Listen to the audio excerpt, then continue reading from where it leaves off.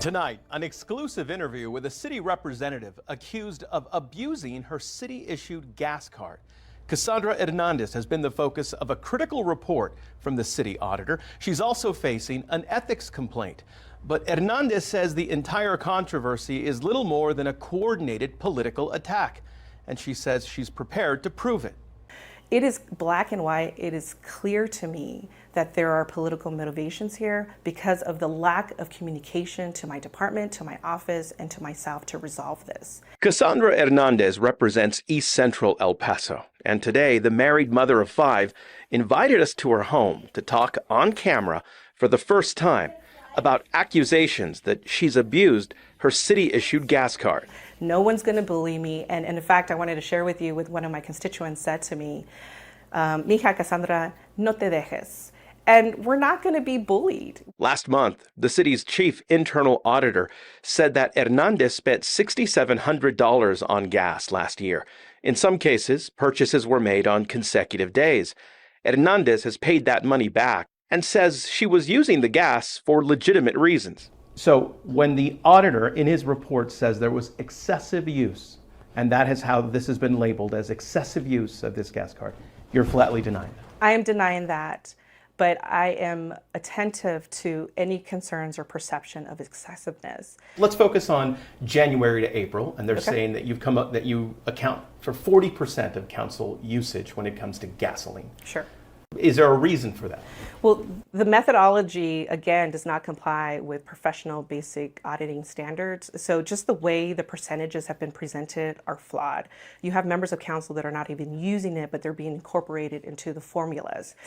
And yes, of course, I did recognize that compared to my colleagues, there was an increase to that. But I'm a genuinely reasonable person, and I genuinely care about the concern about excessiveness, which is why we took the initiative, my family and I took the initiative to pay back those authorized fuel expenses from 2022. So when this report came out where there is this accusation that I'm continuing to misuse my fuel card, we were upset because, again, the auditor hasn't worked with our office. And so unfortunately, it's come to this point, and in my opinion, it's not excessive, and we stand behind those transactions. In a more recent report, the city auditor cited surveillance video that he says shows Hernandez's husband, Jeremy Jordan, using his wife's city-issued gas card. Did your husband use your fuel card? I think it's really important to shed light on the context of the conversation at the Financial and Oversight Audit Committee. You had members of council at that FOAC meeting who were implying that I was sharing my fuel card with everyone and anyone. I felt it was such a missed opportunity on my part to provide a more comprehensive answer as to the usage of my fuel card and the involvement of my spouse. And unfortunately, I missed that opportunity, and I didn't share that. And it's led to a lot of confusion, which we are deeply sympathetic about, and I apologize about that confusion. So we want that opportunity to set the record, because in reality, my spouse does support me in filling my vehicles for work-related reasons and for work-related purposes. Hernandez says she plans to present her side of the story to the city's Ethics Review Commission, and says that's an opportunity that was never afforded to her by the city auditor.